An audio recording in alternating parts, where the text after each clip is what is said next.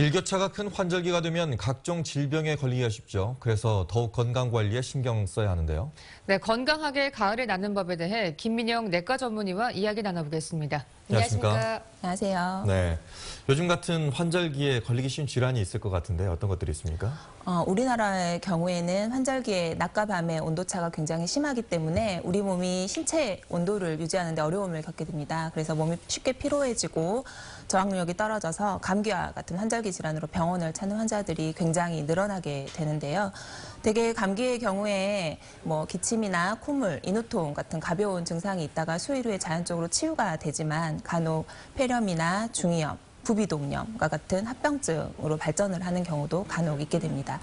또한 실내가 매우 건조하고 또 바이러스 등이 증가되면서 알레르기 질환들, 특히 기관지 천식이나 아토피 피부염, 알레르기성 비염 같은 질환을 가지고 있는 환자분들이 증상의 악화를 경험하는 경우도 많이 있겠습니다. 네, 상대적으로 어떤 분들이 환절기 질환에 걸리기 쉬울까요? 환절기 호흡기 질환의 경우에 소아라든지 65세 이상의 성인, 당뇨병 환자들, 협심증과 같은 심장 질환을 가지고 있는 환자들, 간 질환, 신장 질환, 그리고 기관지 천식 등을 호흡기 질환을 가지고 있는 환자들이 좀 더 취약하기 때문에 특히 겨울철에 이런 환자들은 인플루엔자라든지 폐렴 등의 예방 접종을 함으로써 미리 예방을 하는 것이 필요할 것으로 생각됩니다. 네, 저희 같이 이제 새벽에 출근하는 사람들도 아침에 이 목 상태가 좀 걱정이 돼가지고 이렇게 환절기엔 좀 걱정이 많이 되는데 고혈압 환자 같은 경우에는 지금 같은 환절기가 더 조심해야 되는 시즌이라고요?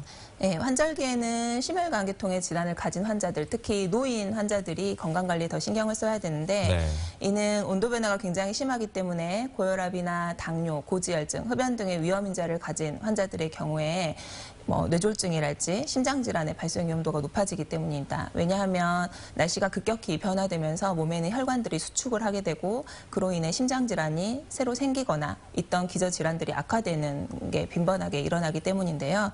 이것을 조심하기 위해서는 몸에 기름기 있는 노폐물들이 쌓이지 않게 하기 위해서 기름진 음식을 좀 피하고 충분한 수분이나 채소, 과일 등을 섭취를 하는 것이 필요하겠고 활동량이 줄면서 급격히 체중이 늘어나면 기저 있는 콜레스테롤이나 당뇨의 수치가 올라가기 때문에 적당한 운동을 하는 것이 필요하겠습니다. 그렇지만 추운 날씨 너무 과격한 운동을 하는 것은 오히려 몸에 해로울 수 있기 때문에 좀 덜 추운 날씨 혹은 날씨가 춥다면 실내에서 약간의 땀이 날 정도로 운동을 하는 것이 몸에 도움이 되겠습니다. 네, 끝으로 환절기를 건강하게 보낼 수 있는 방법 좀 알려주세요.